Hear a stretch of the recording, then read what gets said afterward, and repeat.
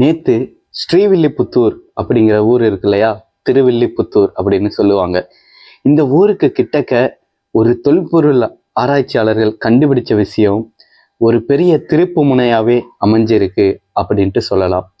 அவங்க அப்படி என்ன கண்டுபிடிச்சாங்க, அது சவுத் தமிழ்நாட்டிலே ரொம்ப முக்கியமான ஒரு அகழ்வாராய்ச்சியில ஒரு முக்கியமான விஷயமா சொல்லப்படுது. அது எதற்கு அப்படி சொல்றாங்க அப்படின்ட்டு பார்க்கறதுக்கு முன்னாடி நீங்கள் பார்ப்பது காவிய தலைவன். நான் சசிகுமார். சேனல் பிடிச்சிருந்தா ஒரு லைக்கோ சப்ஸ்கிரைபோ பண்ணிருங்க. இப்போ வாங்க நம்ம வீடியோக்குள்ளக்க போகலாம். விருதுநகர் மாவட்டத்தில் மேற்கு தொடர்ச்சி மலையை ஒட்டுன ஒரு ஊர் தான் திருவில்லிபுத்தூர். அதை ஸ்ரீவில்லிபுத்தூர் அப்படின்னு கூட சொல்லுவாங்க. ஆண்டாள் கோவில் இருக்குது, பால்கோவாவுக்கு ஃபேமஸான ஊர். இந்த ஊருக்கு பக்கத்தில் செண்பகத்தோப்பு அப்படிங்கிற ஒரு வனப்பகுதி இருக்குது. அது மேற்கு தொடர்ச்சி மலைக்கு அடிவாரத்தில் இருக்குது. இந்த வனப்பகுதியில் தொல்லியல் துறையினர் ஆராய்ச்சி பண்ணும்போது அவங்க ஒரு விஷயத்த கண்டுபிடிக்கிறாங்க. அங்கே ஒரு பாறையில் ஒரு தேய்ப்பு பள்ளங்கள் இருக்குது. தேய்ப்பு பள்ளங்கள் அப்படின்னா இந்த கற்கள் இருக்கு இல்லையா, கற்களையோ ஆயுதங்களையோ கூர்மைப்படுத்துறதுக்காக, அதை வலுவலுப்பாக பாலிஷ் பண்ணுறதுக்காக அந்த காலத்தில் பயன்படுத்தினது. அங்கே அவங்க என்ன கண்டறிகிறாங்க அப்படின்னா, ஒரு 3 பள்ளங்கள் இருக்குது. நேராக ஒரு 3 பள்ளங்கள் இருக்குது. அந்த பள்ளங்கள் அப்புறம் கிராஸா ஒரு பள்ளம் வேற இருக்குது. இது எதுக்கு அப்படின்ட்டு அவங்க ஆராய்ச்சி பண்ணும்போது தெரிய வருது என்ன அப்படின்னா, அந்த கற்கள் இருக்கு இல்லையா, கற்களையை கூர்மைப்படுத்துறதுக்காக அந்த கிராஸா இருந்த ஒரு பள்ளத்தை அவங்க பயன்படுத்தியிருக்காங்க.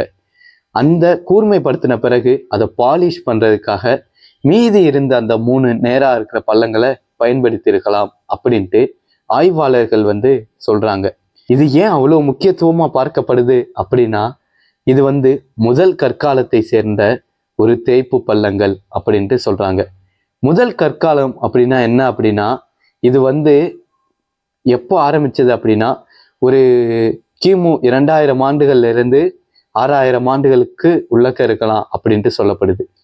இந்த முதல் கற்காலத்துல தான் மனிதன் என்ன செய்ய ஆரம்பிச்சான் அப்படின்னா, காட்டுல நாடோடியா திரிஞ்சிட்டு இருந்த வேட்டையாடி வாழ்ந்துட்டு இருந்த அந்த மனிதன் காட்டை விட்டு ஊருக்கு விவசாயம் பண்ண ஆரம்பிச்சது, மண்பாண்டங்கள் செய்ய ஆரம்பிச்சது, புதிய புதிய ஆயுதங்களை கண்டுபிடிச்சது அப்படின்ட்டு இந்த காலத்துல தான் உருவானது. அதுக்கடுத்து அவன் புதிய மனிதனா, ஒரு வளமிக்க மனிதனா மாறுற அந்த காலகட்டத்துல அவன் பயன்படுத்தின அந்த ஆயுதத்தை இங்க தேய்ச்சி அவன் கூர்மைப்படுத்தியிருக்கலாம் அப்படின்ட்டு சொல்றாங்க. இது சவுத் தமிழ்நாட்டுல இது முதல் முறையா இங்கதான் கண்டறியப்படுது. இது பாத்தீங்க அப்படின்னா, இந்த செண்பகத்தோப்பு இருக்கு இல்லையா, அது மேற்கு தொடர்ச்சி அடிவாரத்துல இருக்கிறதுனால நிறைய நீரோடைகள் அங்க அடிக்கடி வரும். அது ஒரு சுற்றுலா தலமா கூட இருக்குது. இந்த இடத்துல ஒரு நீரோடை போனதுக்கான தடயங்களும் இருக்கு அப்படின்ட்டு சொல்றாங்க. இதன் மூலியமா என்ன தெரியுது அப்படின்னா, நீர்ப்பாசனம் இருக்கிற ஒரு ஆறுகள், ஏரிகள், ஓடைகள், இது இருக்கிற அந்த அருவிகள், இது இருக்கிற அந்த இடங்கள் எல்லாமே மக்கள் வாழ்ந்தாங்க அப்படிங்கிற கூற்றின்படி அந்த புதிய கற்கால மனிதர்கள் இங்க இந்த ஓடை போகுது இல்லையா, அந்த பாதையில அவங்க குடிபெயர்ந்து வாழ்ந்திருக்காங்க அப்படின்ட்டும் ஒரு ஆய்வின் வியூகமா அவங்க சொல்றாங்க. இது கிட்டத்தட்ட எத்தனை வருஷம் பழமையானது அப்படின்ட்டு சொல்லணும் அப்படின்னா, 8000 ஆண்டுகள் பழமையானதுங்க. இந்த மேற்கு தொடர்ச்சி மலைப்பகுதிகளில் இன்னமும் நிறையா காணப்படுது. இன்னமும் அகழ்வாராய்ச்சி பண்ணி பார்த்தா நிறையா கிடைக்கும் அப்படின்ட்டும் சொல்லப்படுது.